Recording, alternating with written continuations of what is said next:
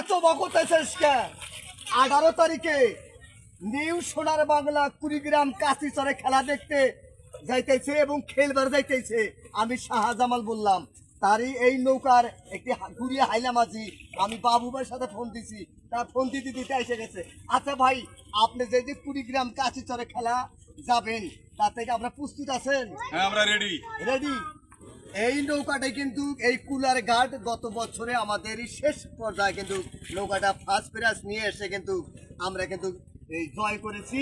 সেই উল্লাসে আমরা কিন্তু কুড়িগ্রাম কাশিচরে যাব এই 18 তারিখে খেলা।